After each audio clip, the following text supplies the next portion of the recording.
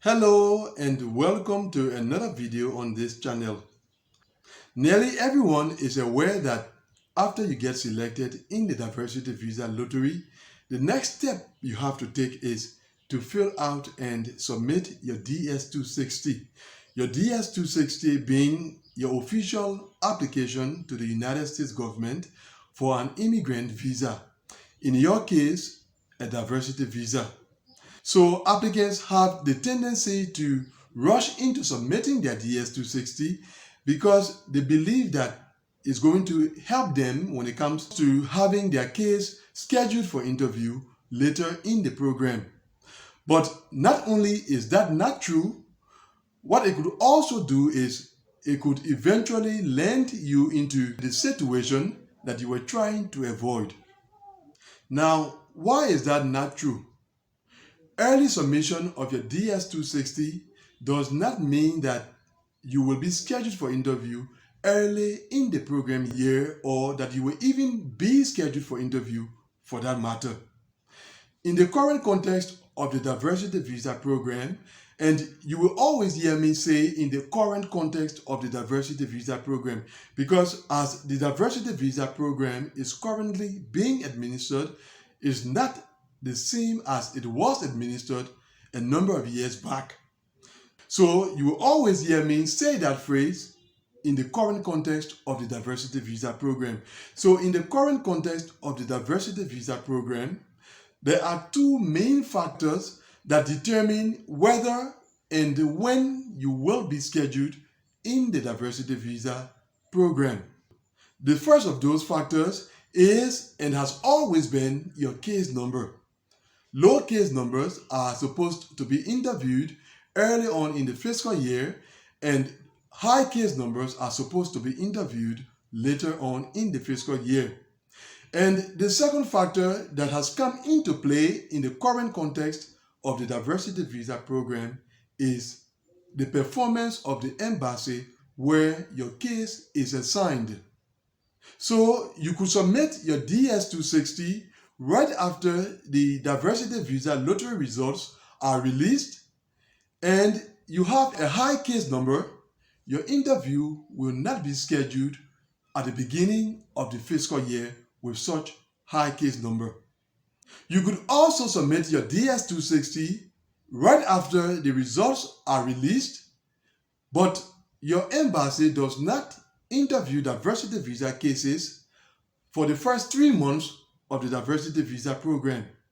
In that case, you will not be scheduled during those first 3 months of the program. It's obvious. So those are the two factors that determine whether and when you will be scheduled in the diversity visa program as it is currently administered. I also said that rushing to submit your DS-260 could land you in the situation that you were trying to avoid from the beginning. Now, the reasoning of most applicants is rush and submit your DS-260 is going to be processed fast and then you will be scheduled for interview. But let me inform you that from my experience, most of those who rush to submit their DS-260 end up committing errors. Either they enter wrong information, perhaps because they didn't understand the question being asked, or they forgot to include something important that they should have included in their DS-260. So having the approach of submitting your DS-260 in the few days after the results of the lottery are released is actually a bad approach when it comes to the diversity visa application process. So when I say rushing into submitting your DS-260 could land you in the situation that you were trying to avoid at the beginning, it means that you could commit errors, and when you commit errors, the solution will be to ask KCC to reopen your DS-260 in order for you to make the necessary corrections. In case you request KCC to reopen your DS-260 in the month of May, KCC will not reopen your DS-260 immediately. They may open it in the month of June, in the month of July, and even in the month of August. So what you were trying to avoid by rushing into submitting your DS-260, that is having your DS-260 processed fast, at the end of the day, you will realize that that goal of yours will not be achieved. Instead of your DS-260 being placed at the beginning of the processing queue, waiting for KCC to reopen your DS-260, making the necessary correction, and resubmitting your DS-260 will end up placing it somewhere later in the processing queue. So why rush to submit your DS-260 if in most cases you will commit errors and need your DS-260 to be reopened? Now, let me clarify that when I say do not rush into submitting your DS-260, it does not mean do not submit your DS-260 early, because some applicants have misunderstood this piece of advice in the past. What I mean when I say do not rush into submitting your DS-260 is to see that you were selected today and the next day you submit your DS-260, or a couple of days later you submit your DS-260.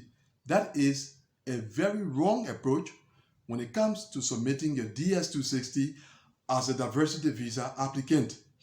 You can still be cautious in filling out your form.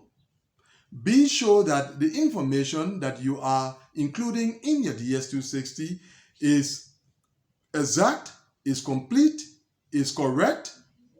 You review the form and be sure that you will not need to request KCC to reopen the form in order for you to make corrections.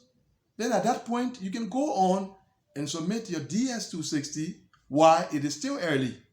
That is possible, and that is the approach that diversity visa applicants need to have when it comes to submitting their DS-260. Now, before I wrap up with this video, let me remind you that I have a guidance program for those of you who are in need of guidance for your diversity visa application. So in case you are in need of guidance, then look in the description of this video. There you will find 3 links. The first link leads to my guidance program. Click on that link and join the guidance program for a reasonable monthly subscription fee. The second link in the video description leads to one of my videos that explains how to access the DS-260 form online in case you happened upon this video and you do not know how to access the form. And the third and final link leads to another video of mine that explains how to go about filling out the form. I actually walk you through the process of completing the DS-260.